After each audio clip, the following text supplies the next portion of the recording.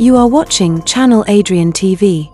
Yo, YouTube, Rumble, Facebook, where you watch this. Welcome back to my week 2 wrap up inside the NFL and also showing y'all my FanDuel results. But before I start this video, I just want to say when I do show you my FanDuel results, it's not any type of financial advice because I do not want to get sued. And y'all know I have to throw that in the video. But what a week 2 was. I know it's still early in the season, but we're starting to see some teams coming in form. And then we're starting to see some teams getting the 0-2 hole already in the beginning of the season. And a few teams that are surprising, the Chiefs and Houston already being 0-2. So those are teams we're definitely going to have to look out for to see if they could get out of the hole, because if they somehow go 0-3 or 0-4, it's going to be tough for them to make the playoffs. But y'all, let's go with the week 2 results. We had the Commanders getting blown out by the Packers. The Packers look good offensively, defensively, and what they were able to do with the Commanders on the defensive side. The Packers look like a legitimate contender. It's crazy how one player could change everything because it's a good team. But once your team goes out and get a player like Micah Parsons, it kind of brings the team morale up because it shows that the front office is doing whatever they need to do to get the right pieces in the building so y'all could compete for a championship. I would say Packers have a chance now,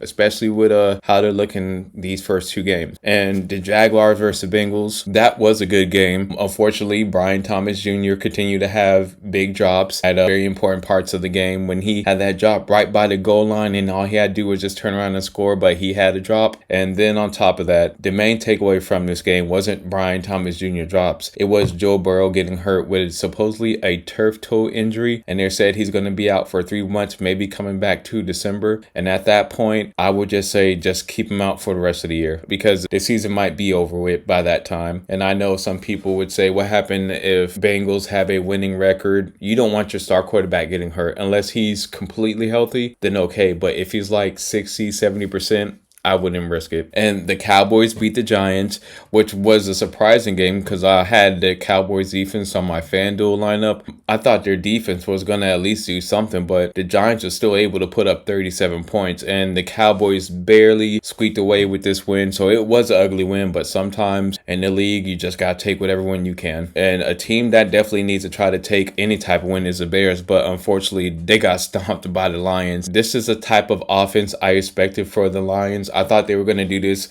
week 1 against the Packers, but just how the Packers defense is, they weren't able to score like this. But seeing what they did to the Bears, this is the offense that you would expect from the Detroit Lions, especially if they could get you out 3-0 quickly. They could put up points really quick. And the Rams beat the Titans, but I saw that happening. I don't know what the Titans' schedule is, but they're probably good. It's going to be the Titans or probably the Panthers that's going to probably have the worst record in the league. Y'all, my Patriots was able to pull away with the win 33-27. Now, when Miami ran a touchdown back off a kickoff, I was upset because I thought we were going to lose a game. But we were able to dig deep and find a way to win the game. And I was impressed with what Drake May did. He did all right. So like I said, I know the Dolphins are not good, but sometimes you just got to take a win. And in the ugly game, the Niners barely beat the Saints, but it's good to see Mac Jones lead a team to win because if you remember, he was a former Patriot. It didn't work out with him. So since Brock Purdy is injured, he did start for Brock Purdy, and he did have a good game. He connected on 26 out of 39 passes, 279 yards, 3 TDs. Not bad as a showing for Mac. So hopefully he could continue to produce like this. So maybe next year he could get opportunity just how Geno Smith did. And the Bills blow out the Jets, which I saw this coming. And even though I like the players on the Jets, I don't think they're going to be very good this year. They're rebuilding anyway. That was expected. But what I was surprised by, the Seahawks beating the Steelers. And they beat them pretty bad too. And the crazy thing is, I don't know what's worse right now. And I know it's only week 2. Is it their defense bad or their offense bad? I probably would say their defense. They've been known for their defense more the past few years, but for whatever reason, teams are putting points on them. The Jets put points on them week 1. The Seahawks just put points on them. So even if Aaron Rodgers is doing all right, that defense is going to have to tighten up. Now, the Ravens stomped the Browns, and I knew that was going to happen, but one thing I can say is Myles Garrett continued to affect the game to where Derrick Henry couldn't do anything. Their front 4 was making it very tough for Derrick Henry to get any type of yards on the ground. So even though that score looks more deceiving, that their run defense was playing very well, but at some point a good team is going to break away if you can't even score. Now, this game surprised me because Daniel Jones is actually balling. The Colts beat the Broncos 29-28, and you just gotta give all credit to Daniel Jones. Maybe he just need to get out of New York because he is a seasoned veteran. Now, I'm going to pay attention to see what happens.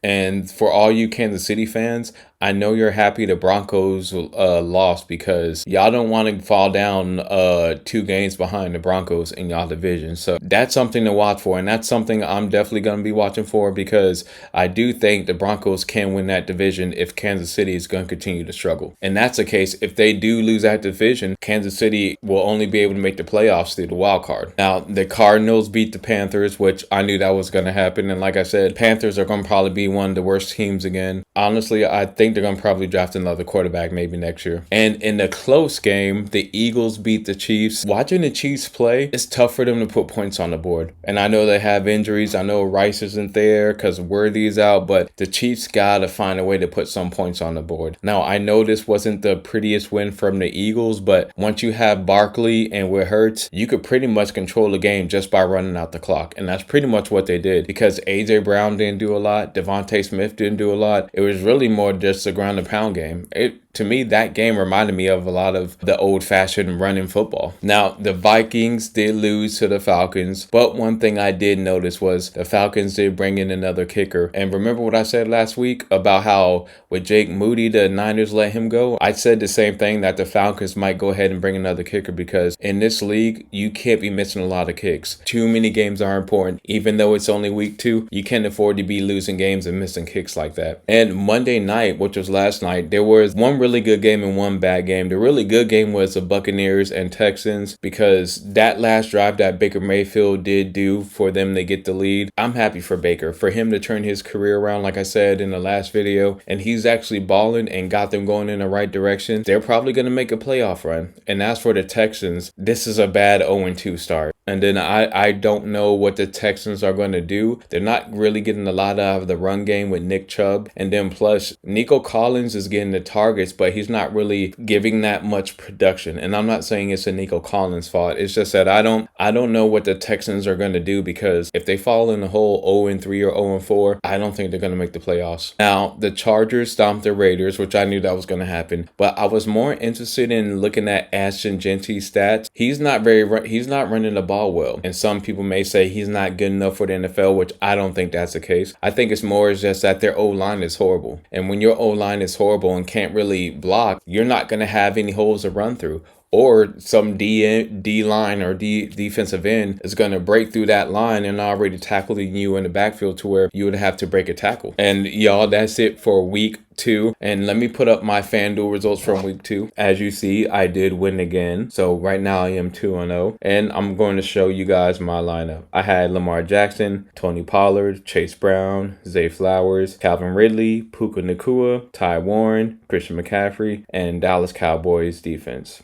And y'all, just to remind y'all once again, that's not me giving financial advice. That's just me showing y'all my FanDuel lineup and how I did. And you can expect my FanDuel plays of what I'm looking for. I'll probably end up dropping that Saturday. But remember, y'all, if you want sneaker reviews, because I just did the Nike Air Diamond Turf Emeralds review. If you want police body cams or reaction videos, Sunday motivation to give you motivation through the week, after workout thoughts, any video you could think of, subscribe to Channel Adrian TV. And good luck in week 3, whether if you are playing daily fantasy sports or if you're playing just regular ESPN fantasy football. I'll see you on the next video.